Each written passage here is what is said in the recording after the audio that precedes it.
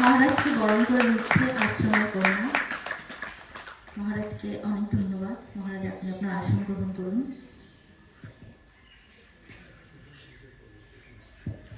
এবারে আমরা আশ্রমের তরফ থেকে বরণ করে নিচ্ছি বিশিষ্ট ভক্ত বক্তা তুফান ঘোষ মহাশয়কে। বরণ করে নিচ্ছে আশ্রম কন্যা।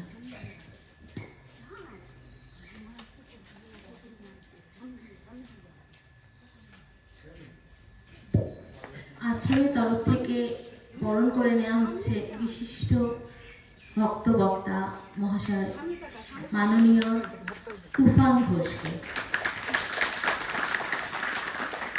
আশ্রমের তরফ থেকে অনেক ধন্যবাদ জানাই তুফান ঘোষ মহাশয়কে। আমি অনুরোধ করব আপনি আপনার আসন গ্রহণ করুন।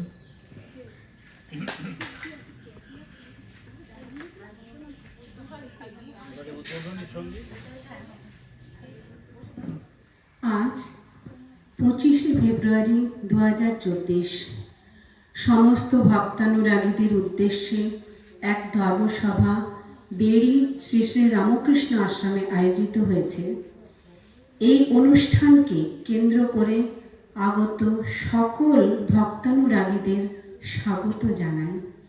রামকৃষ্ণ মঠ বেলুড় মঠের সন্ন্যাসী পূজনীয় শ্রীমৎ স্বামী নির্বিকল্পানন্দজি মহারাজকে স্বাগত জানাই। ভক্ত শ্রী তুফান ঘোষ মহাশয়কেও স্বাগত জানাই। শ্রী রামকৃষ্ণ শ্রী শ্রী মা ও বিবেকানন্দ তর্পণে উপস্থিত সকলেই আরও সমৃদ্ধি লাভ করুন, এই প্রত্যাশা রেখে সকলকে আরও একবার স্বাগত জানিয়ে আমাদের নমস্কার নিবেদন করি। यस्य वीर्येण कृतिनः वयं च भुवनानि च रामकृष्णं सदा वन्दे सर्वं स्वतन्त्रमीश्वरम्। ॐ नमो भगवते श्रीरामकृष्णाय नमः। परम श्रद्धेय अध्यक्षा माताजी, उपस्थित अन्यान्य माताजी द्वय, मंचे उपस्थित माननीय तुफान घोष महाशय जी, कलकाता থেকে আগত বিভিন্ন ভক্তগণ এবং এই গ্রামের থেকে আসা সমবেত মায়েরা, ভক্তরা, হয়তো ভক্তগণ হয়ে গেছে ভক্তরা। এতক্ষণ খুব ভালোভাবে আমরা নাচ শুনলাম, নাচ দেখলাম, গান শুনলাম। দিদিমণি এত গান গাইলেন।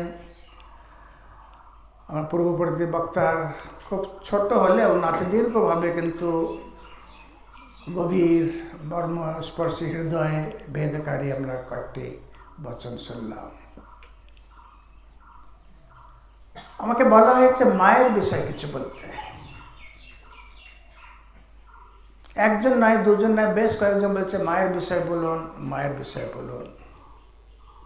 তো সত্যি কথা বলতে কি জানেন, মা যে স্বরূপতা কি আমরা এখনো কেউই বুঝতে পারিনি, কেউই জানি না। আরে আমাদের আর কা কথা, সাক্ষাৎ দেবতারা যেখানে চিনতে পারলেন না, সেই পৌরাণিক বিখ্যাত কাহিনীটি, দেবতারা স্বর্গে আরেকবার অসুর কর্তৃক আক্রান্ত হলেন। এবারও অসুর বিজয় প্রাপ্ত হলো। এবারে অসুর আর কেউ না, মহিষাসুর। দেবতাদের উপর অত্যাচার চলল। যথারীতি দেবতারা পালালেন, ব্রহ্মার কাছে গেলেন। ব্রহ্মা বলছে, দেখো ভাই ইন্দ্র, অতীতে একাধিকবার তোমাদের সাহায্য করতে পারলেও এবারে বোধহয় আমি কিছু করতে পারলাম না। কেন না, এইবারে যে অসুর তোমাদের আক্রান্ত করেছে সে সাক্ষাৎ শিব বলে বলিয়া, তাহলে আপনি কিছু করতে পারবেন না। চণ্ডীতে সুন্দর বর্ণনা। বলছে না, আমি কিছুই করতে পারবো না, এমনকি আমি তো কি বিষ্ণুও কিছু করতে পারবো না। কিছু বটে, তাহলে উপায়? চলো শিবকেই সাক্ষাৎ বলি, তারই শরণাপন্ন হওয়া যাক। সমস্ত দেবগণ গেলেন শিবের কাছে। শিব সমস্ত কিছু শুনে বললেন, হ্যাঁ আমি অবগত আছি, আমি জানি যে তার অত্যাচার খুব বেশি বেড়ে গেছে, তবে তোমরা নিশ্চিন্তভাবে থাকো। বলছে কোথায় থাকবো নিশ্চিন্তভাবে? বলছে তার সাধারণভাবে তো তার মৃত্যু হবে না, তবে মৃত্যু ঘনিয়ে আসছে। তা তোমরা একটা কাজ করো দেবগণ, ব্রহ্মপুরাতে আবার অন্যতম শ্রেষ্ঠ ভক্ত আছে কাত্যায়ন ঋষি, তার আশ্রমে গিয়ে তোমরা আশ্রয় থাকো। বলছে সেখানে কিছু করবে না, সেখানে প্রবেশ করতে পারবে না। ব্রহ্মপুরাটা হলো বর্তমান গাড়োয়াল ডিস্ট্রিক্টটা, উত্তরাখণ্ডে গাড়োয়াল। বলে গঙ্গোত্রী যেতে ভাটওয়ারি বলে একটা জায়গা, সেই ভাটওয়ারিটাই হলো আমাদের কাত্যায়ন ঋষির আশ্রম। দেবতারা গিয়ে হাজির সেখানে। কাত্যায়ন ঋষি তার যজ্ঞকুণ্ড থেকে বেরিয়ে এলেন। এখনো দেখে বোঝা যায়, সবাই বলে যে এটাই নাকি কাত্যায়নের যজ্ঞকুণ্ড। দেখে বোঝা যায় যে একটা পাথরের যজ্ঞকুণ্ডের মতো একটা হয়ে আছে। বলে যে আমি অবগত, ধ্যানে আমি জানতে পেরেছি মহিষাসুর কর্তৃক আপনারা আক্রান্ত, তো বেশ তো এখানে থাকুন। ইন্দ্র বলছে এখানে তো আর মহিষাসুর এসে উপস্থিত হবে না, না এখানে আপনাদের শিব পাঠিয়েছে বললে আপনারা এসছেন। তারা কোনো দেবতা, গন্ধর্ব, কিন্নর কেউই এখানে প্রবেশ করতে পারবে না। অসুরদের আর কি ক্ষমতা, এখানে কেউ আসতে পারবে না। কাত্যায়ন বললেন, তবে দেবগণ বলি কি, অযথা কেন এখানে ভীত সন্ত্রস্ত হয়ে আপনারা দিন কাটাবেন? কেননা সেই অঘটন ঘটন পটীয়সী আদ্যাশক্তি মহামায়ার আরাধনা করেন। বেশ ভালো যুক্তি দিয়েছ তো। ব্রহ্মার নেতৃত্বে সেই বিখ্যাত স্তবটি ত্বম স্বাহা ত্বম স্বধা ত্বম হি স্বরৎকার স্বরাত্মিকা সুধা ত্বম অক্ষরে ইত্যাদি ইত্যাদি সব দেবতারা পাঠ করছেন। ইতিমধ্যে পাশে একটা ঝর্ণা, এখন ঝর্ণাটা শুকিয়ে গেছে, বলে এইটাই নাকি সেই ঝর্ণা ছিল। সেই ঝর্ণাতে এক পাহাড়ি গ্রাম্য রমণী স্নান করেছেন। স্নান করে অপরূপা সুন্দরী, কুন্তলা কেশ, খুব বড় বড় কেশ, বেশ বড় বড়, খুব সুন্দর। তার বর্ণনা আমরা পাই দেবী ভাগবতে। বললেন যে তিনি স্নান করে একটা মৃৎ পাত্রে জল ভরে কোমরে করে নিয়ে আসছেন। আস্তে আস্তে দেখলেন দেবতারা সমস্বরে নতজানু হয়ে বসে আদ্যাশক্তি মহামায়ার স্তব করছেন। সেই রমণী এসে বললেন, কে গো তোমরা, কেন ডাকছ এত? ইন্দ্র বললেন, বটে তোমার এত ক্ষমতা যে আমার এত সাহস আমাদের কাছে চলে এলে, তবে ডাক্তারে কাত্যায়নকে সে তো বললো যে এখানে কেউ আসতে পারবে না, দেবতারা আসতে পারবে না, কিন্নর গন্ধর্বর আসতে পারবে না। এ তো সামনে এক পাহাড়ি রমণী, সে আমাদের কাছে এসে উপস্থিত। সে মাতৃমূর্তি বলছে, রসো বৎস ঘর রসো, তোমরা চাও না, তোমার ডাকলে বলেই আমি এসলাম। বেশ তো, আমি অন্তর্ধান করছি বলে তিনি অন্তর্ধান হয়ে গেলেন। ইতিমধ্যে যজ্ঞকুণ্ডে কাত্যায়ন ঋষি যজ্ঞ দিচ্ছেন। তিনি ছুটে এলেন, এসে বলছেন, ধিৎকার তোমাদের দেবগণ, ধিৎকার, তোমরা চিনতে পারলে না যাকে তোমরা আরাধনা করছিলে? ইনি তো সেই অঘটন ঘটন পটীয়সী আদ্যাশক্তি মহামায়া, তাকে চিনতে পারলে না? ধিৎকার তোমাদের দেবত্বে। হ্যাঁ ইনি ছিলেন। তাহলে উপায়, আর তুই নাচতে পারবেন না। তাহলে কাত্যায়নকে নিজের যজ্ঞকুণ্ডে সমস্ত দেবতাদের নিয়ে গেলেন, আহুতি দিচ্ছেন। মহালয়ার দিনে কাত্যায়নের কুণ্ড থেকে, যজ্ঞকুণ্ড থেকে এক দিব্য নারী মূর্তির আবির্ভূত হলো। এই জন্য মা দুর্গার একটা নাম কাত্যায়নী, কাত্যায়ন ঋষির কন্যা কাত্যায়নী। আর সেটা মহালয়া কেন? মহান আলয়, আলয় মানে আশ্রয়। যেদিন দেবতার আশ্রয় পেলেন, এটা এই জন্য বলা হচ্ছে শ্রেষ্ঠতম দিন। তিথি স্ত্রীলিঙ্গ বলে মহালয় হলো না, আয়াম প্রত্যয় যুক্ত করে মহালয়া হয়ে গেল। তো যেটা বলছিলাম আর কি, যে যাকে দেবতারা চিনতে পারলেন না, আমরা তাকে কি করে চিনব? স্বরূপ তো কে? গীতাতেও ভগবান বলছেন, অর্জুন খুবই কঠিন। অবজানন্তি মাম মূঢ়াম মানুষিম তনুমাশ্রিতম। আমাকে আমার এই অলৌকিক, আমার এই দিব্য, আমার এক মায়িক রূপ কেউ চিনতে পারে না। তারা আমাকে অবজানন্তি মাম মূঢ়াম, মূঢ়গণ সবাই। তারা ভাবে কি রামকে সবাই ভেবেছে যে দশরথের বেটা, একে ভাবছে নন্দের পুত্র, ঠাকুরকেও তেমন বলছে ক্ষুদিরাম চট্টোপাধ্যায়ের তনয়, মাকেও তেমন বলেছে রামচন্দ্রের বড় কন্যা, শ্যামাসুন্দরী দেবীর বড় মেয়ে। তাহলে কোনো উপায় নাই? আছে, অবতারকে জানার উপায় আছে বটে। সে গীতাতে বলছেন, জন্ম কর্ম চমে দিব্যম ইয়ো জানাতি তত্ত্বতঃ त्यक्त्वा देहं पुनर्जन्म आपनोति सोऽर्जुन। হে অর্জুন, আমার অলৌকিক, আমার মায়িক, আমার দৈবিক জন্ম এবং লীলা যে তত্ত্বত স্বরূপত যে জানতে পেরেছে, এই নয় যে মা মুড়ি আর তেলে ভাজা খেতে ভালোবাসতেন, ঠাকুর মুখ খেতে ভালোবাসতেন, কৃষ্ণ দুধ ননি মাখন সর খেতে ভালোবাসতেন, রাম বনে খিচুড়ি আর ছাতু খেতে ভালোবাসতেন। এইভাবে জানাটা তত্ত্ব তো জানা হলো না। তখন নাতি দীর্ঘভাবে সংক্ষেপে আমরা জানার চেষ্টা করি যে মূলত মা কে। মায়ের জন্মের ব্যাপারটা আপনারা জানেন। জয়রামবাটির কাছেই শিহর গ্রাম, মায়ের মা শ্যামাসুন্দরী দেবী এক সন্ধ্যের সময় তার বাপের বাড়ি শিহর গ্রাম শৌচ করার জন্য এল্লা পুকুর নামক এক পুকুরের ধারে এলেন, বেল গাছের নিচে বসলেন। এখন সেখানে সারদা মঠের সুন্দর আশ্রম হয়েছে। হঠাৎ বেল গাছ থেকে এক বালিকা, 8 বছরের বালিকা, লাল চেলি পরে মায়ের মা দিদিমা শ্যামাসুন্দরী দেবীর পেছন থেকে এসে ধরে বললেন, ওগো মা, তোমার পরে আমি জন্ম নেব। বলতে যে সেই থেকে নাকি মায়ের জন্ম।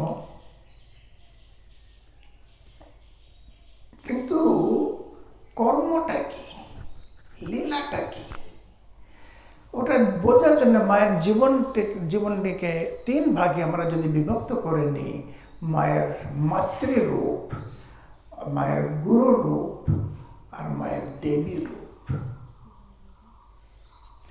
মায়ের মাতৃরূপ কি? মা বলছেন, এবারে ঠাকুরের এই ধরাধামে আগমন হয়েছিল মাতৃভাবের প্রচার ও প্রসারের জন্য। আমাকেও তিনি সে রেখে দিয়ে গেছেন জগতে মাতৃভাব সবাইকে দেখিয়ে মাতৃভাবের বিস্তারের জন্য। তাহলে কি মাতৃভাব? অবতারের মাতৃভাব, ঠাকুরের কি মাতৃভাব, ওটাকে একটু আমরা বোঝার চেষ্টা করি। সাধারণত অবতারের সাথে যিনি সঙ্গিনী রূপে এসেছিলেন, আমরা জানতে পারি, দেখতে পারি যে একমাত্র সীতা মায়ের ছাড়া মাতৃত্ব, জাগতিক মাতৃত্বই যদি আমরা ধরে নিই, কারো নাই। সীতার তাও মাতৃত্ব আছে তার 2 পুত্রের জন্য, লব আর কুশ। নিখিল জগতের প্রতি, সংসারের প্রত্যেকের প্রতি তার মাতৃত্বভাব কারোই ফুটে ওঠেনি। একমাত্র এই অবতারে আমরা পাই। সেই মাতৃত্ব ভাব দেবী ভাবের সাথে আবার ঠাকুরই ষোড়শী প্রচারে পুজো করে তাকে সে মাতৃত্ব ভাব, দেবী ভাব সঞ্চারিত করলেন। তাহলে অবতার ঠাকুরের মাতৃত্ব ভাব কি? অবতারের মাতৃত্ব ভাবটা কি? সাধারণত শতকরা 95 জন লোক তারা অন্তঃকরণ থেকে, চিত্তের দিক থেকে অত শুদ্ধ, পবিত্র, অপাপবিদ্ধ হয় না। ফলে তাদের মনটা স্বভাবসিদ্ধভাবে ঈশ্বরের দিকে যায় না। আর তাদেরকে সাধারণত শাস্ত্রের ভয় দেখিয়ে, শাস্ত্রের রীতিনীতি পালন করার পদ্ধতি শুনিয়ে অথবা উৎসবাদীদের প্রসাদ বিতরণ করে খাইয়ে তাদের অধ্যাত্মমুখী করা সম্ভব নয়। এখানেই প্রয়োজন অবতারের।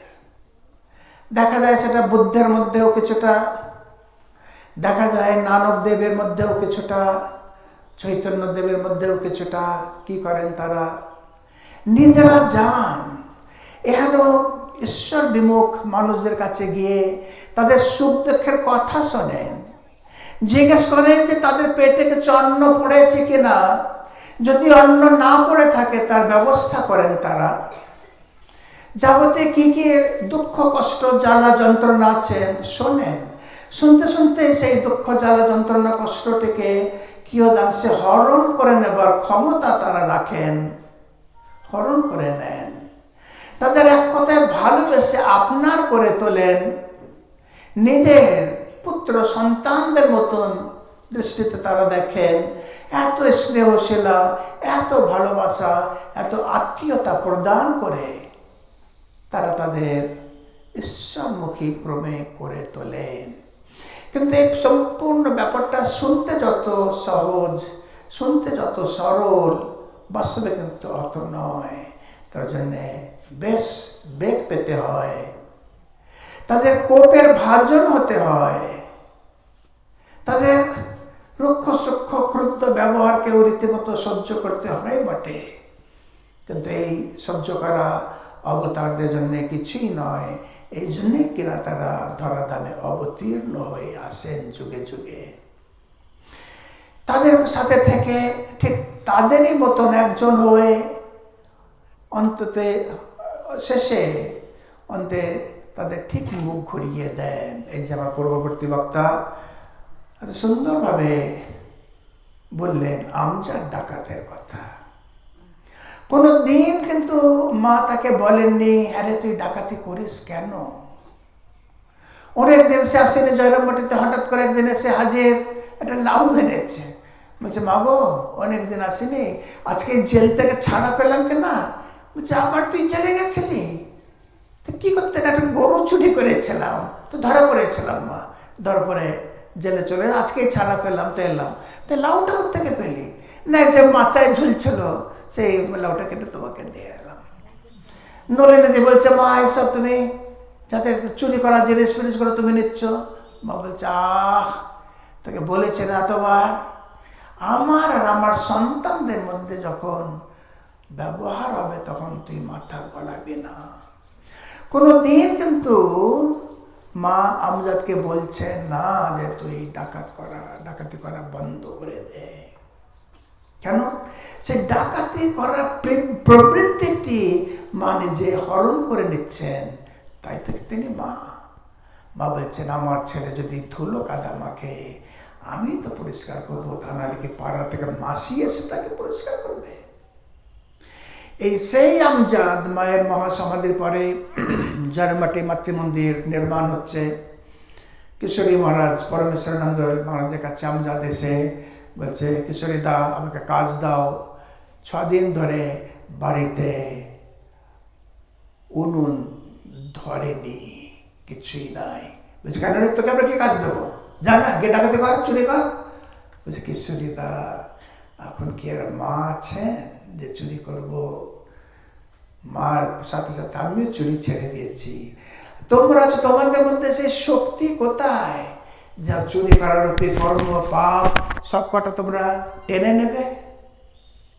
কিশোরী মহারাজ অবাক হয়ে শুনছেন। আমরা কিশোরী মহারাজের মুখে শুনলাম, কিশোরী মহারাজ তাকে চাকরি দিলেন, চাকরি দিয়ে সর্দার করে দিলেন যত লেবার মাতৃমন্দিরের নির্মাণ কার্যে আমজাদকে সর্দার করে দিলেন। ঠাকুরের মাতৃত্ব ভাব কোথায়? বৃহত্তম বই প্রকাশ। কোনদিন ঠাকুর বলছেন না গিরিশ ঘোষকে, আরে গিরিশ তুই মদ খাওয়া ছেড়ে দে। বলছে খাবি খা না, কত খাবি খা, কত খাবি, তবে একটা কথা, মদ খাবার আগে একবার এটাকে স্মরণ করে নিবি। গিরিশবাবু বোতল থেকে ঢালতে যাচ্ছেন, ঠাকুরকে স্মরণ করছেন, বোতলের মধ্যে তিনি ঠাকুরকে দেখতে পাচ্ছেন।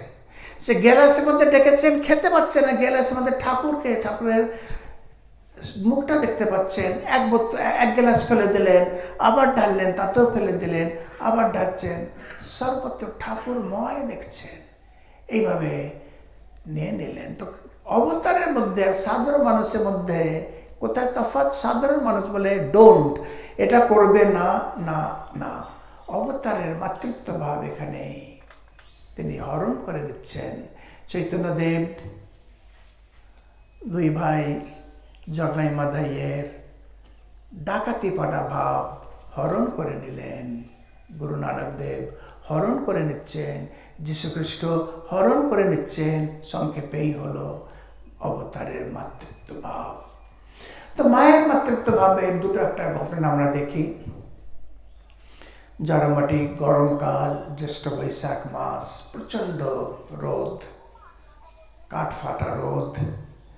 দুপুর 1:30-2 নাগাদ হঠাৎ করে ডুগডুগির শব্দ শোনা যাচ্ছে। মায়ের পায়ে ব্যথা। 1918 সালের ঘটনা, 18 সালের 1916 সালে মা নতুন বাড়িতে চলে এসেছেন। হঠাৎ এক চপলা চঞ্চলা এক মেয়ের মতন তীর বেগে ছুটে মা গেলেন বিশ্বাসপাড়া মোড়ে। দেখছেন এক সাপুরে কাঁধে একটা বাঁক নিয়ে সাপের সব পিড়ি নিয়ে আসছেন, তার সাথে তার নাতি আছে।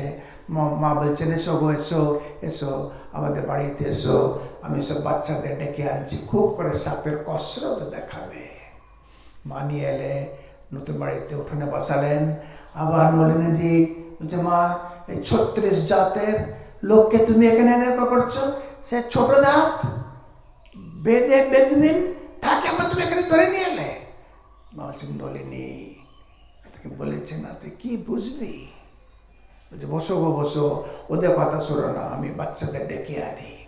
বিশ্বাসপাড়া মোড় থেকে, মণ্ডলপাড়ার মোড় থেকে, ঘোষপাড়া থেকে এক গাদা বাচ্চা ছেলে মেয়েদের এনে বা হাজির করলেন। 20-25টা ছেলে মেয়ে, বাচ্চা বাচ্চা, সবাইকে বলছে, আয় আয়, চল চল চল, সাপের খেলা দেখবি, সাপের কসরত দেখবি।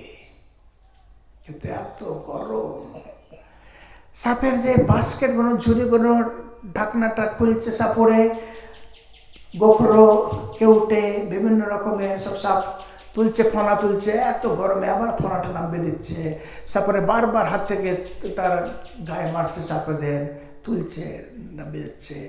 সেই ব্যথা, সাপেদের ব্যথার ঝঙ্কার যেন মায়ের হৃদয়ে ঝঙ্কৃত হলো। মা সকলের মা কিনা? অরূপানন্দ মাকে যখন প্রশ্ন করছে, মা তুমি সকলের মা? হ্যাঁ মা, আমি সকলের মা। এই পোকামাকড় এদেরও মা? হ্যাঁ আমি এদেরও মা। এই সাপের মা বলছেন, থাক বাবা থাক, আর কষ্ট দিও না, এই সাপেদের কষ্ট আমি সহ্য করতে পারছি না। জল এনে দিলেন, বলছে এদের ঝুড়িগুলো শুকিয়ে গেছে, মাটি আর গোবর মাখা ঝুড়ি, নাও বাবা তুমি এদের জল দিয়ে একটু ঠান্ডা করো, ঝুড়িগুলোতে জল দিয়ে ভিজিয়ে দাও, ঠান্ডা হোক, আর ওদের কষ্ট দিও না। আর বাচ্চা তো বললেন, যা আজ আর হলো না, পরে একদিন আবার আসবি। হই হই হই করতে করতে একদল বাচ্চারা এসেছিল যেমন, আবার হই হই করতে করতে বাচ্চারা সব চলে গেল। মা সেখানে বললেন, যাও বাবা, তোমার চুলে কতদিন তেল পড়েনি, ঝটা পড়ে গেছে। সর্ষের তেল দিলেন পলাতে করে, শিশিতে ভর্তি করে। যাও বাবা, পুকুরে চান করে এসো। নতুন গামছা দিলেন, নতুন ধুতি দিলেন। মায়ের ভাইপো ভূদেব তার একটি ধুতি এনেছে, তার নাতিকে দিয়ে বলছেন, যাও বাবা, তেল মেখে তুমিও চান করে এসো। আহা, চুল সব কটে গেছে, কতদিন তেল পড়েনি তোমাদের মাথায়, খুব ভালো করে চান করে এসো। এদিকে মা মুড়ি আর হালুয়া করছেন, করে তারা চান টান করে এলো। মা তাদের কলা পাতা কেটে এনে মুড়ি আর হালুয়া নিজে বসে খাওয়াচ্ছেন, খাও বাবা খাও, এই সময় তো আর ভাত নাই, আগে বেলায় এলে ভাত খেতে পারতো, এখন বেলা গড়িয়ে গেছে, খাও বাবা, আরেকটু নাও, আরেকটু মুড়ি খাও। কাঁদতে কাঁদতে সে সাপুরে বলছে, মা তুমি কে হও আমাদের? এত স্নেহ, এত ভালোবাসা, এত আন্তরিকতা আমি কখনো পাইনি মা। মা আস্তে আস্তে বলছেন, বাবা তোমার প্রশ্নের উত্তর তো তুমিই দিয়ে দিলে।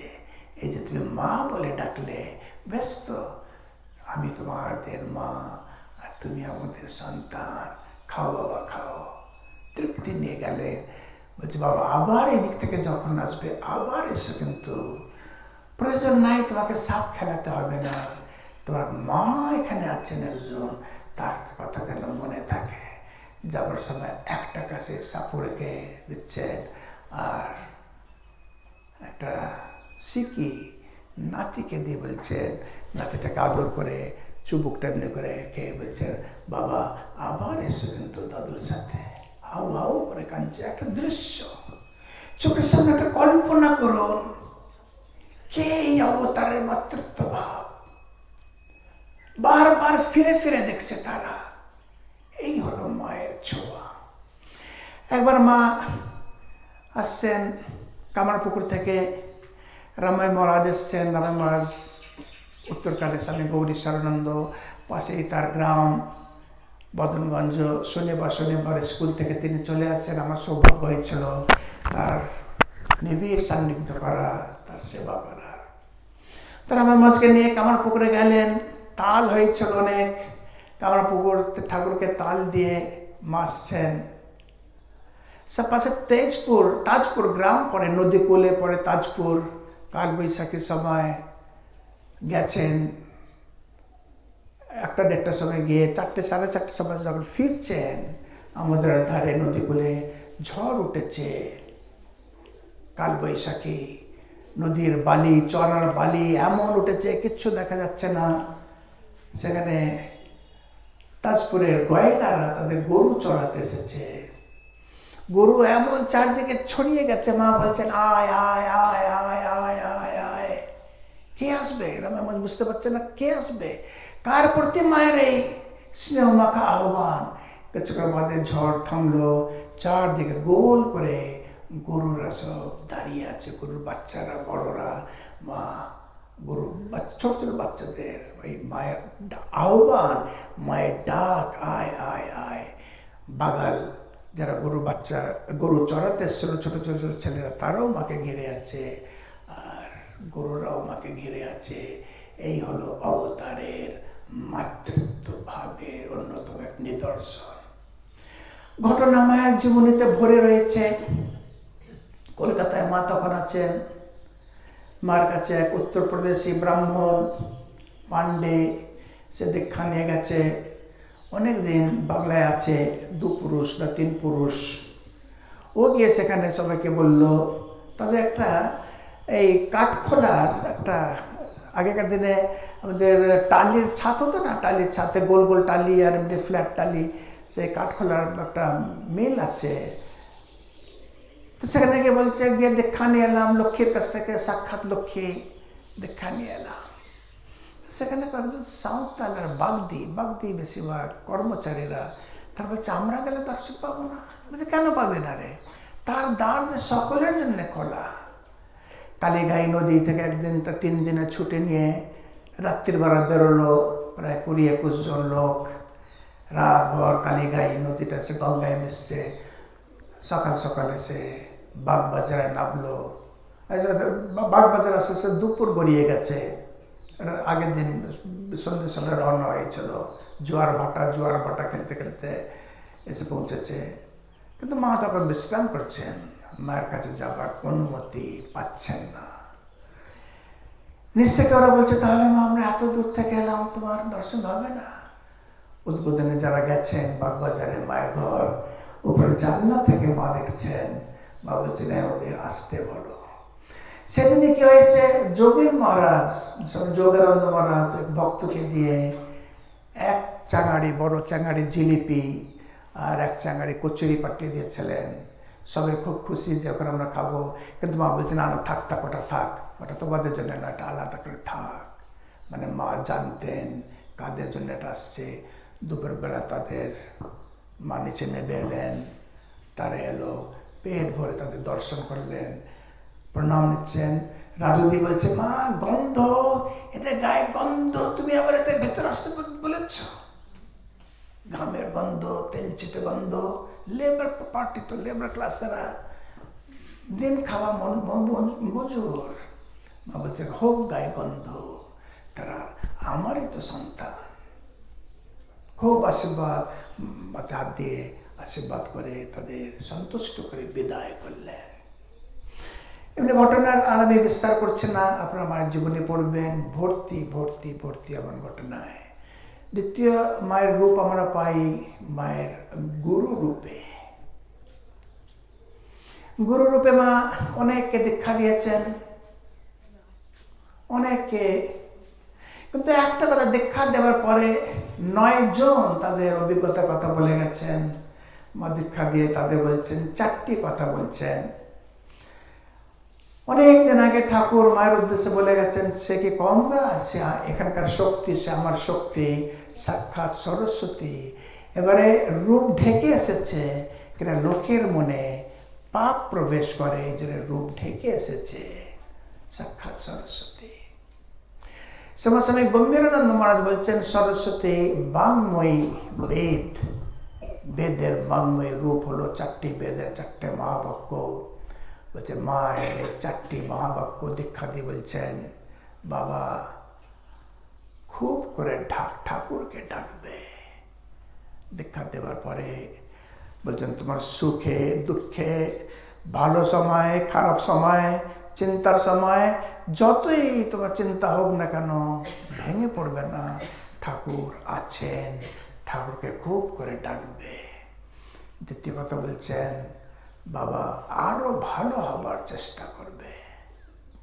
মানে নিশ্চিত রূপে যারা মায়ের কাছে দীক্ষা নিচ্ছেন তারা তো ভালো বটেই, তবে ইহা বাহ্য আগে হওয়ার, এটা শেষ কথা নয়, আরো ভালো হবার সংযোগ রয়েছে, আরো ভালো হবার চেষ্টা করবে, ব্যবহারে ভালো হবে, আচার আচরণে ভালো হবে, ভক্ত হিসেবে নিজেকে শ্রেষ্ঠ ভক্ত হিসেবে প্রমাণিত করতে হবে, সাধক হিসেবে আরো সাধনা পথে এগিয়ে যেতে হবে, গৃহস্থ হিসেবে আমাকে এক আদর্শ গৃহস্থ রূপে সমাজে প্রতিষ্ঠিত করতে হবে, পাছে আশেপাশে সবাই জানুক যে দেখো দেখো অমুক ভদ্রলোক কি অমুক মা এরা আশ্রমে যায়, এরা ঠাকুর মা স্বামীজির বাণী পড়েছে, তাদের আচার আচরণ চাল চরণ কথাবার্তায় তার ছাপ পড়েছে। শুধু দীক্ষা নিয়ে নিলাম তাতে তো আর হবে না, নিজের জীবনটাকে সেরূপ করতে হবে। অঙ্ক মেলে না, অঙ্ক মেলাতে হয়, ব্যালেন্স শিট মেলে না, ব্যালেন্স শিট মেলাতে হয়। ভক্ত জীবন তৈরি হয় না, ভক্ত জীবন বানাতে হয়, ভক্ত জীবন তৈরি করতে হয়। সমস্ত ভক্তদের গুণাবলী জানতে হয়, জীবনে পালন করতে হয়, সেই মতো নিজের জীবনটাকে পরিচালিত করতে হয়, তবে কিনা সে ভক্ত। তা প্রথম কথা কি মা বলছেন দেখার পরে গুরু রূপে আদেশ। উপনিষদ আছে এসা আদেশ এসা উপদেশ, এটি আদেশ, ঋষিমুনিদের এটাই আদেশ, শুভ্রশির ঋষিদের এটাই উপদেশ। প্রথম খুব করে ঠাকুরকে ডাকবে, দ্বিতীয় আরো ভালো হবার চেষ্টা করবে, তৃতীয় বলছেন অন্তর থেকে সৎসঙ্গে মিশবে, সৎসঙ্গে মিশবে, সাধুদের সাথে মিশবেন, ভাগবত কথা যেখানে হচ্ছে, ঈশ্বরীয় প্রসঙ্গ যেখানে হচ্ছে, এত সুন্দর ভজন বন্টি গাইলেন, এসব ভজন যেখানে হচ্ছেন সেখানে আমরা যাব বই কি। সংসারের একটু কাজ আমাদের কমিয়ে দিলেও চলবে, রোজই তো কাজ করছি, যখন যখন আমাদের জীবনে এমন সুযোগ আসবে ঈশ্বরীয় প্রসঙ্গ শোনার, হ্যাঁ তখন শুনতে আসতে হবে, খুব করে সৎসঙ্গে মিশবে। চতুর্থ কথা বলছেন মা, ভয় কি, শেষে আমি তো রইলুম, ভয় কি, শেষে আমি তো রইলুম। মা বলছেন ব্রহ্মা বিষ্ণু মহেশ্বরেরও ক্ষমতা নাই যে আমার সন্তানদের কিছু হয়, শুধু বিশ্বাস চাই। কিন্তু আমাদের সেই বিশ্বাসে ভাটা পড়ে যায়, কোথায় না কোথায় আমরা হার মেনে যাই, মুখ ঘুরিয়ে নিই, ভাবি যে না না হবে না, মা আমার কথা শুনবে না, আমাদের কথা শোনে না মা, মা শুনবেন বই কি, মা যদি না শোনেন বলে কে শুনবে। একটু চেষ্টা করি, একটু ধৈর্য ধরুন, এগিয়ে গেলে আমরা নিশ্চিত পাবো। একজন কলকাতার মেয়ে 12 বছর বয়সে তার মায়ের কাছে দেখা হলো, 16 বছর বয়সে বিয়া হয়ে গেল। বিয়ে হয়ে বেটে রাঁচিতে গেল। শ্বশুরবাড়ি একটু অন্য ধরনের, শাশুড়ি ভীষণ জাদ্রের প্রকৃতি, জাদ্রের বৃত্তি। সে বলছে খবরদার একদম এখানে জবটপ কিছু করবে না, মালাটা ছুঁড়ে ফেলে দেবো, ঢং যত সব ছবি টবি সরা।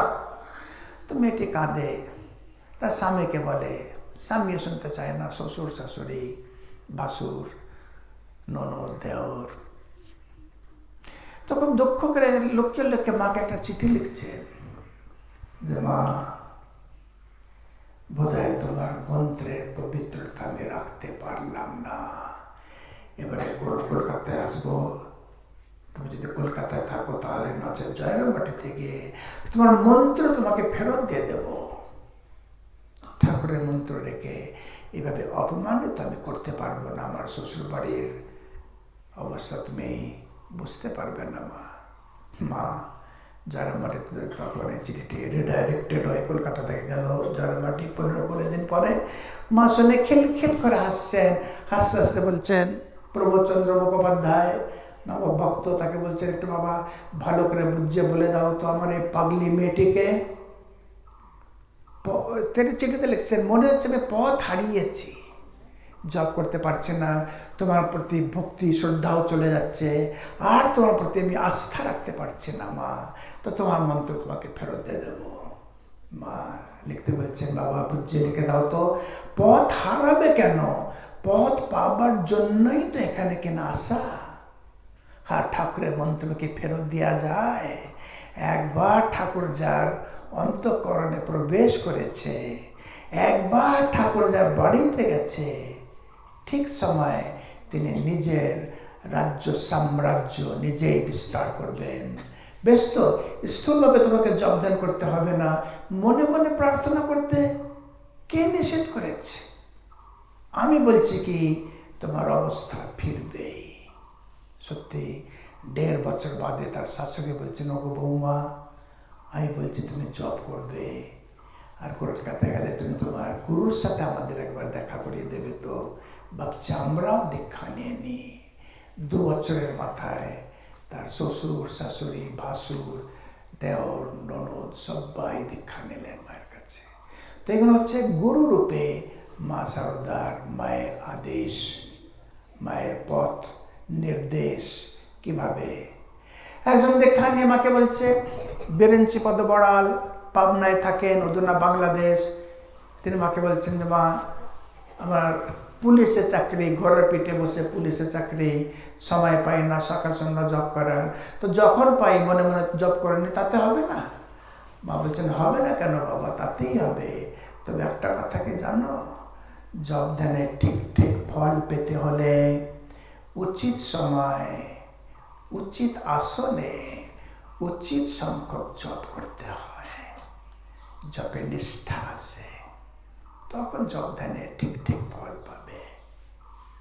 তো এইভাবে মায়ের উপদেশ, এক সাধক হিসেবে আমরা যদি প্রথমে আমরা দেখলাম মাকে মা বলে ডেকে, কত আত্মীয়তা, কত স্নেহ। বলছেন, দোষান শেষান সগুণে করোসি অহেতু নানো। বলছে মা, তুমি আমার সমস্ত দোষকে দূরীভূত করে দাও, অশেষ কৃপা তোমার। দ্বিতীয়ত আমরা দেখলাম গুরু রূপে বারবার মা পথ বাতলে দিচ্ছেন। মার কাছে এলে, মায়ের জীবনী পড়লে আমরা হারানো পথ ফিরে পাচ্ছি, জীবনের সাহস পাচ্ছি, জীবনে একটা আত্মবিশ্বাস পাচ্ছি, জীবনে মায়ের আশ্বাস বাণীটা আমরা স্পর্শ করতে পারছি। দেবী রূপে মা শারদা, আমরা দেখি যে কাকেও বিষ্ণুপুরে রেল স্টেশনে হঠাৎ একজন বিহারি কুলি মাকে দেখে ছুটে আসছে, বলছে, अरे मेरी जानकी मैया तब तक कहाँ थी, तुझे न जाने कहाँ कहाँ मैं ढूंढता फिरा। মাকে সে সাক্ষাৎ সীতা রূপে দেখছেন, মাকে কত রাজ্যের রাধা রূপে দেখেছেন। মাকে লক্ষ্মী রূপে মাকে দেখছেন, জগদ্ধাত্রী রূপে মাকে দেখছেন, কালী রূপে মাকে দেখেছেন। এত ঠাকুরের ভ্রাতুষ্পুত্র শিবুদা কামারপুকুর থেকে ঠাকুরকে ছাড়তে আসছেন জয়রামবাটি, আগে আগে চলেছে, হলদির পথ ধরে আসছেন, পুকুরিয়া হলদির পথ থেকে কামারপুকুর থেকে, মাথায় পুটলি নিয়ে বাচ্চা ছেলে চলেছে। এই জয়রামবাটি গ্রাম দেখা যাচ্ছে। হঠাৎ শিবুদা বলছে, পিসি খুড়ি, তোমাকে বলো তো খুড়ি কে তুমি? বলে কি মুশকিল, আমি আবার কে? এইটা কি প্রশ্ন রে তুই করলি? আমি তো খুড়ি। বলছো খুড়ি? আমার খুড়ি? তাহলে ওই তোমার বাপের বাড়ি দেখা যাচ্ছে, যাও চলে যাও। বলে কি এক নামে ফেললি বলতো? না তুমি বলো কে? লোকে বলে কালী। এই লোকে বলে একটা আবরণ, একটা পর্দা টেনে দিচ্ছেন। চণ্ডী থেকেই বলছেন মায়া ভগবতী ভুবেহি, দেবী দুর্গা চণ্ডী একটা মায়ার আবরণ টেনে দিচ্ছেন, পাছে ভক্ত মাকে চিনতে না পারে, চিনলেই যে খেলা শেষ হয়ে যাবে। মা যেমন মা তার সন্তানের মুখ থেকে মা শব্দটা শুনতে খুব ভালোবাসে। মাঝে মাঝে মা নিজেকে লুকিয়ে ফেলে, ছেলে তখন মা মা মা এই ঘর ওই ঘর ওই ঘর খুঁজে বেড়াচ্ছে। মায়ের খুব তৃপ্তি হয় ছেলের সেই ব্যাকুলতা, তার সন্তানের আকুলতা দেখলে। ঠিক তেমন ভগবানও চান যে ভক্ত তাকে ব্যাকুল হয়ে ডাকুক। তো মায়ের যখন মা বললেন যে লোকে বলে কালী, শিবুদা বলছে আচ্ছা লোকে বলে কালী, তাহলে যাও না তুমি যাও। মা বললে হ্যাঁ আমি কালী। বলছে ঠিক আছে খুড়ি, তুমি যদি সত্যি সত্যি কালী হও, আজ তোমাকে কথা দিতে হবে, অন্তিমে তুমি আমাকে ইষ্টরূপে দর্শন দেবে। সত্যি সত্যি শিবুদা যখন শরীর যায়, তার অনেক দিন আগে মার শরীর চলে গেছে, হঠাৎ করে শিবুদা তার স্ত্রীকে বলছেন এসো এসো, দেখো দেখো দেখো, দোনো জ্বালাও, উলুধ্বনি দাও, শাঁখ বাজাও। সন্ধ্যের সময় তার শরীর যাচ্ছে, বলছে মা এসছেন। এই খুড়ি আর বলছেন না মা এসছেন, কালী রূপে মা দর্শন দিলেন, তুমি দেখতে পাচ্ছ না? বলতে বলতে শিবুদার শরীর চলে গেল। কাউকে জগদ্ধাত্রীর রূপে দেখা দিচ্ছেন। তো একটা ঘটনা বলছি। একজন কোয়ালপাড়া থেকে একটু এগিয়ে একটা গ্রাম হাসনডাঙ্গা, সেই গ্রামের নাম তান্ত্রিক এখন পর্যন্ত আছে, বন্দ্যোপাধ্যায় পরিবার। হাসনডাঙ্গায় বন্দ্যোপাধ্যায় কালী, পুরো বছর ওদের কাছে কালী থাকে। গত বছর কালী, এই বছরে বিসর্জিত হবেন। তো সে প্রায় মাকে ডাকে। ছেলেটির নাম তিনকড়ি বন্দ্যোপাধ্যায়। 16-17 বছরের বয়সের ছেলে, রুক্ষ সূক্ষ্ম চুল, চোখ লাল লাল। সে এসে মাকে বলে মা আমাকে দীক্ষা দাও। মা আমার কি হবে? আমার ভার তুমি নাও মা, আমার দায়িত্ব তুমি নাও, আমার ভার তুমি নাও।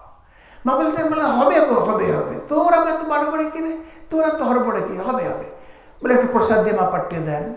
কোয়ালপাড়াতে মা যখন 6 মাসের ওপর ছিলেন, রাধুদির প্রসবা, রাধুদির সন্তান সেখানে হবে। সেখানে একদিন জগদম্বা আশ্রমে চলে গেছেন। রাধুদি মায়ের ভ্রাতুষ্পুত্র পুত্রী, সে দেখে ভয় পেয়ে গেছে, বলছে মা গো, আবার সে পাগলটা আবার এসছে, রুক্ষ সূক্ষ্ম চুল, ময়লা জামা কাপড়, খালি পায়ে, চোখ সব সময় লাল হয়ে আছে।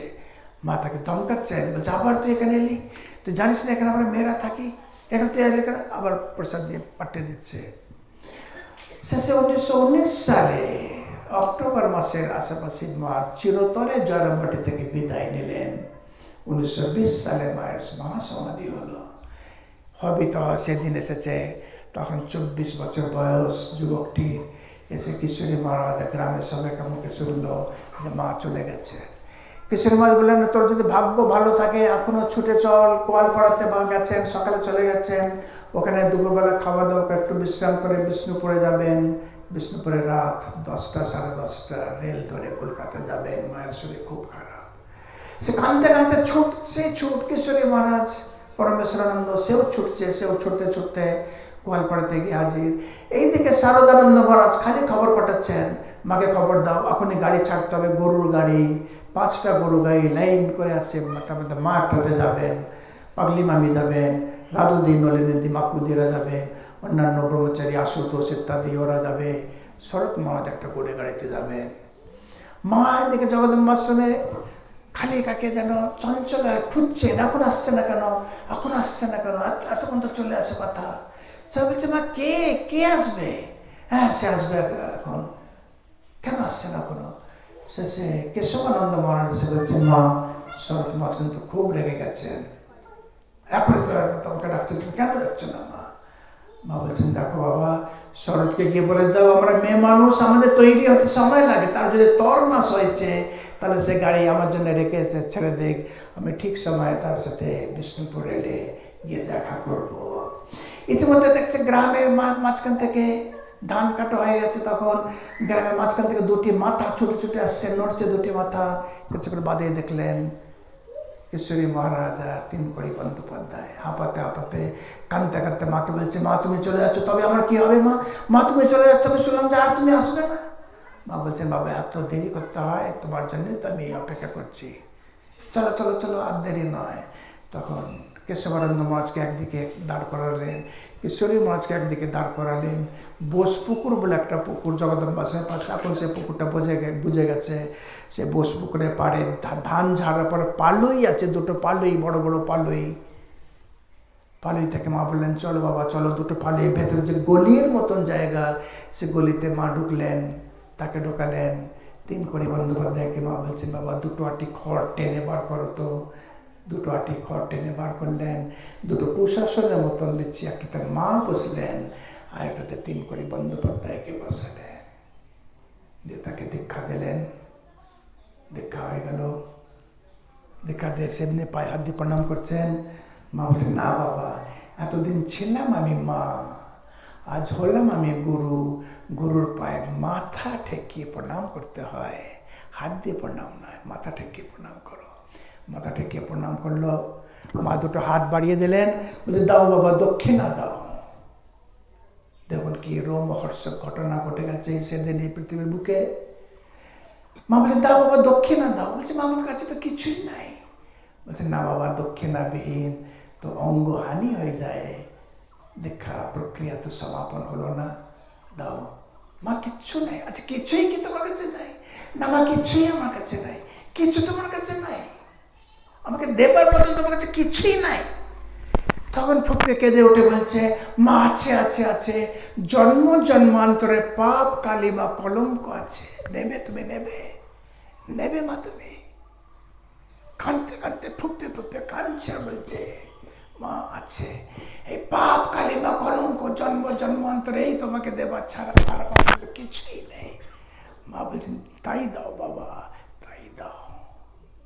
হাত পেতে মাথায় নিচ্ছেন, সাষ্টাঙ্গ সে তখন মাকে প্রণাম করলো। কি দৃশ্য, কি একটা লীলা! এই লীলাটা যত আপনারা চিন্তা করবেন অত দেখবেন মনে একটা বল পাবেন, মায়ের প্রতি আপনাদের ভক্তি কয়েকশো গুণ, ভক্তি বিশ্বাস শ্রদ্ধা বেড়ে যাবে।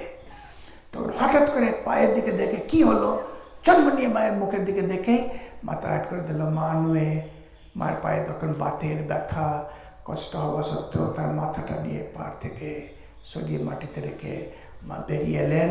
বললেন চলো এবার চলো। বড্ড দিক করতো, মানে উত্তপ্ত করতো, এখন থাক পড়ে থাক, চলো চলো চলো চলো বলে মা গরু গাড়িতে বেরিয়ে গেলেন। আর আমাদের কিশোরী মহারাজকে, কেশবানন্দ মহারাজকে বলে গেলেন তোমার টোকে দেখে একটু দেখো। মা তো চলে গেলেন, গরু গাড়ি ছেড়ে দিল বিষ্ণুপুরের পথে।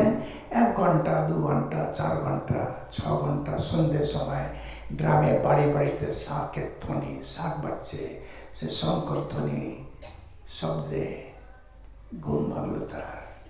সবাই ভাবছে ঘুমিয়ে পড়েছে। কিশোরী বলে হ্যাঁ রে তুই এত উজবুক, এত আহম্মুক যে ঘুমিয়ে পড়লি? বলছে কিশোরী তার ঘুমাইনি, আমার কি হয়ে গেছে, আমার সমাধি চলে গেছে। বলছে তোর আবার সমাধি? কি হয়েছিল রে? বলছে আমি যখন মাকে জন্ম জন্মান্তরে পাপ কালিমা কলঙ্ক দিলাম, তা মায়ের দিকে তাকাচ্ছি, দেখছি তো মায়ের পা নয়, এ তো মায়ের এক বৃদ্ধা মানুষের পা নয়, এ সাক্ষাৎ মা কালীর রাতুল চরণ। আমি দেখেও বিশ্বাস করতে পারছি না, তো মা কালীর আলপনা, আমাদের আলতা দেয়া চরণ। মায়ের দিকে আমি তাকালাম, দেখলাম তো সাক্ষাৎ মা কালী, ইষ্ট দর্শন আমি পেয়ে গেলাম। তাই দেখে আমি বেহোশ হয়ে গেলাম। কৃষ্ণ মহারাজ বলছেন, না রে বোকা না, একে বেহোশ অবস্থা বলে না, এই হলো সমাধি। এইসব ঘটনা একাধিকবার আমরা কৃষ্ণ মহারাজের মুখে শুনেছি। তো যেটা বলছিলাম আর কি, এটা একটি এমন ঘটনা যেটাতে মাকে আমরা মা বলে পাচ্ছি, মায়ের স্নেহ থেকে সেও বঞ্চিত নয়। মাকে গুরু রূপে আমরা পেলাম, গুরু সমস্ত তাকে বলছেন, অবশেষে ইষ্ট রূপে, দেবী রূপে মা তাকে দেখা দিলেন। এই হলেন আমাদের মা। যত আমরা মায়ের লীলা অনুধ্যান অনুচিন্তন করব, যত আমরা নীতি নীতি আমাদের মানস বেদিকায়, মনরূপী বেদিকাতে মায়ের লীলাকে স্থান প্রদান করে ধ্যান করব, অতই আমরা মায়ের নিকটে যেতে পারবো। শেষ একটা গল্প বলে বিদায় নেব। এক মা তার 3 সন্তান, মা দোতলায় থাকে, 3 ছোট ছোট ছেলে, 3 জনে খেলা করছে। হঠাৎ করে সন্ধ্যা হয়ে আসছে, মায়ের আহ্বান এলো। মা বলছেন, আর খেলতে হবে না, চলে আয় বলছি, চলে আয়। তো বড় ছেলে, বুদ্ধিমান ছেলে, ধীমান ছেলে, সে মায়ের প্রথম আহ্বানে মায়ের কাছে চলে যায়, চোখে মুখে জল দিয়ে লেখাপড়া বই খুলে পড়তে বসে গেল। 2 ছোট ছেলে এখনও নিচে খেলা করছে। মা সন্ধে দিলেন, ধূপবাতি দিলেন, তুলসী মঞ্চে জল দিলেন, শঙ্খ বাজালেন। এখন মা যেন একটু কঠোরা হলেন, একটু রূঢ়া হলেন। মায়ের শব্দ মধ্যে একটু অনুশাসনের ছোঁয়া ধরা পড়লো। মা বলছে, চলে আয় বলছে, এরপর কিন্তু মার খাবি, চলে আয়। মেজো ছেলেটা মায়ের এই অনুশাসনে ভয় পেয়ে সুরসুর করে চলে গেল। কিন্তু ছোট ছেলেটা, কল্পনা করুন, মায়ের কোলের ছেলে, মায়ের আদুরের ছেলে, সে মায়ের 3য় ডাকটিকেও শুনে না শোনার ভান করে একাই খেলতে লাগলো। দাদারা নাই বা হোক, একাই থাম ধরে বন বন বন বন বন বন করে ঘুরছে, 2টো থামের মাঝখানে ইংরাজির 8-এর মতন করে একাই খেলছে। অন্ধকার ঘনিয়ে এলো, হোঁচট খেয়ে পড়ে গেল, কপাল কেটে গেল, ভুরু কেটে গেল, রক্ত ভ্যাঁ করে কেঁদে উঠলো। এখন কিন্তু আর মা কঠোরা নয়, অনুশাসিত নয়, ধমকের সুর নয়, কৃপা, করুণা, অনুকম্পা, স্নেহ ঘনীভূত রূপ নিয়ে মা নিজেকে অবতীর্ণ করলেন। দোতলা থেকে নিচে নেমে এসে সন্তানকে কোলে করে নিয়ে মা চলে গেলেন, নিজে মানিয়ে চলে গেলেন। কেন? সে জানে পরে সে ওঠার চেষ্টা করছে না, সে পরে মাকে কাঁদছে। মা সে পুরো 100 ভাগ সে জানে মা আসবেই আসবে, মা আমাকে তুলবেই তুলবে, মা নিয়ে যাবেই যাবে। তো আজকে এই সুন্দর বিকেলবেলাতে এত সুন্দর মন্দির প্রাঙ্গণে বসে আমরা কি মায়ের প্রতি সেই বিশ্বাস 5 থেকে 5 আনা, আমরা কি মায়ের প্রতি সেই নির্ভরতা পুরো 100 ভাগ আনতে পারবো না? নিশ্চয়ই। ঠিক আছে, আমরা মায়ের প্রথম সন্তানের মতন অত ধীমান, বুদ্ধিমান, বিবেকবান, বৈরাগ্যবান নাই বা হলাম, মায়ের কাছে আমরা ঘর সংসার ছেড়ে নাই বা গেলাম, 2য় ছেলের মতো নাই বা গেলাম, কিন্তু 3য় সন্তানের মতন মায়ের ওপর পুরো আশা, ভরসা, আস্থা নিয়ে আমরা পড়ে থাকতে পারি যে অন্তিমে অন্তত মা অন্তিমের দিন আমাদের নিতে আসবেনই আসবেন। তো এই কয়েকটা কথা বলে মায়ের কাছে আন্তরিক প্রার্থনা জানাই যে আমাদের সবাইকে সেই ভক্তি দিক, আমাদের সবাইকে সেই বিশ্বাস দিক, আমাদের শ্রদ্ধা নিষ্ঠা দিয়ে মা ভরে তুলুক, যার দ্বারা আমরা জানতে পারি, বুঝতে পারি, উপলব্ধি করতে পারি, হ্যাঁ আমাদের একজন মা আছে। ওম শান্তি শান্তি শান্তি। হরি ওম তৎসৎ। শ্রীরামকৃষ্ণার্পণমস্তু।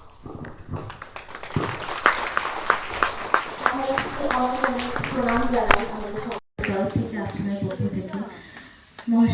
মহারাজের এই মুখনিসৃত অমূল্য বাণী আমরা সর্বদা স্মরণে রাখবো এবং পালন করার চেষ্টা করব।